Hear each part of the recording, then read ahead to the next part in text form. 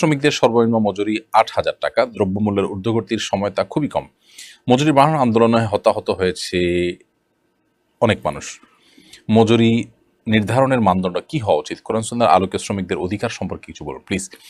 ভাই সামিউল ইসলাম, আমরা জানি প্রিয় নবী সাল্লাল্লাহু আলাইহি ওয়াসাল্লাম বিদায় হজের ভাষণে যে কয়েকটা অত্যন্ত গুরুত্বপূর্ণ ওসিয়াত করেছেন, উপদেশ দিয়েছেন মুসলিম জাতিকে, তার মধ্যে থেকে একটি গুরুত্বপূর্ণ উপদেশ ছিল যে তোমরা তোমাদের অধীনস্থ যারা আছে, ইখওয়ানুকুম খাওয়ালুকুম, তোমাদের ভাইরা যারা আছে তারাই তোমাদের সেবক। অর্থাৎ যে লোকগুলো সেবক সেগুলো তোমাদেরই ভাই, তোমাদেরই মানুষ হিসাবে তোমাদের ভাই, মানব সন্তান, আদম আলাইহিস সালামের সন্তান, সেই হিসাবে তোমাদের ভাই। অতএব তাদের সাথে তোমরা সেরকম আচরণ করবে।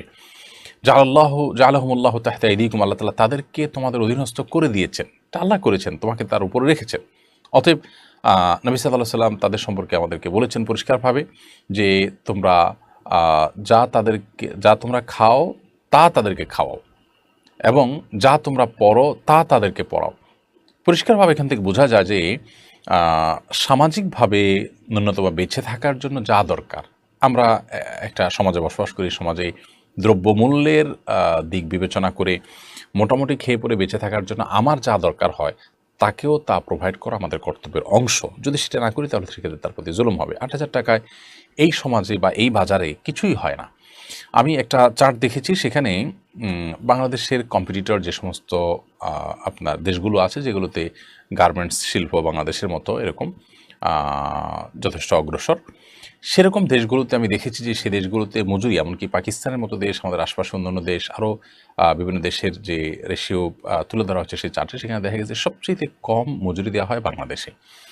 তো প্রশ্ন হলো, সেই কম্পিটিটর দেশগুলো যদি একই রকমের আপনার ব্যবসা করে, একই ব্যবসা করে তারা যদি মজুরি বেশি দিয়ে তারা প্রফিট করতে পারে, তাহলে বাংলাদেশের ব্যবসায়ীরা তো তাদেরই কম্পিটিটর, তাহলে তারা কেন পারবে না?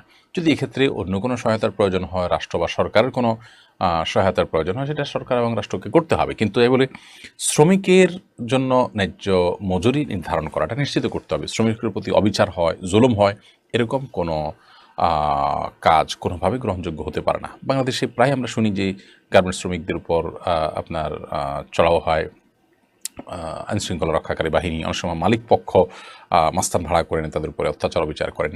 তো এই জিনিসগুলো কখনোই গ্রহণযোগ্য নয়। আমাদের মানসিকতা থাকা উচিত যে আমাদের ব্যবসা বাণিজ্য এগুলো মানুষের কল্যাণে, আমাদের নিজেদের বেঁচে থাকার জন্য অনেক বেশি ব্যবসা বাণিজ্যের প্রয়োজন আসলে হয় না। তো মানুষের কল্যাণে যদি হয় তাহলে সেক্ষেত্রে আমার শ্রমিকদের কল্যাণটা আমি সব কিছুর আগে দেখব, এবং এর মধ্যে আল্লাহ তাআলা আমাকে বারাকা দান করবেন, আল্লাহ তাআলা আমাদেরকে মুসলমান হওয়ার তৌফিক দান করুন, মানুষ হওয়ার তৌফিক দান করুন। গার্মেন্টস ব্যবসায়ীরা নানাভাবে তারা বিভিন্ন সমস্যায় আছেন, ডলার সংকটের কারণে, বৈশ্বিক সংকটের কারণে। তারপরও শ্রমিকদের দিকটা তাদের লক্ষ্য করা উচিত। আমি ব্যক্তিগতভাবে অবশ্য অনেক গার্মেন্টস মালিককে জানাই যে তারা আলহামদুলিল্লাহ শ্রমিকের প্রতি যথেষ্ট দায়িত্বশীল। অনেকে আছেন যে কোভিড-19 বা বিভিন্ন সময়ে যখন বন্ধ ছিল তখনও তারা তাদের শ্রমিকদের বেতন চালু রেখেছেন, শুধু গার্মেন্টসের ক্ষেত্রে না, অন্যান্য ক্ষেত্রেও আমি অনেককে জানি। তো সেরকম ভালো মানুষ হওয়ার চেষ্টা আমাদের করতে হবে। আল্লাহ তাআলা আমাদেরকে তৌফিক দান করুন, এবং অবশ্যই শ্রমিকদের এই ন্যায্য দাবি এটাকে অগ্রাহ্য করা কোনোভাবে গ্রহণযোগ্য নয়, এবং দমন পীড়ন করে তাদেরকে আপনার দমিয়ে রাখা, তাদের প্রতি জুলুম চালানো, এটা কোনোভাবে গ্রহণযোগ্য হতে পারে না। এমনি সোহেল রানা আপনি লিখেছেন।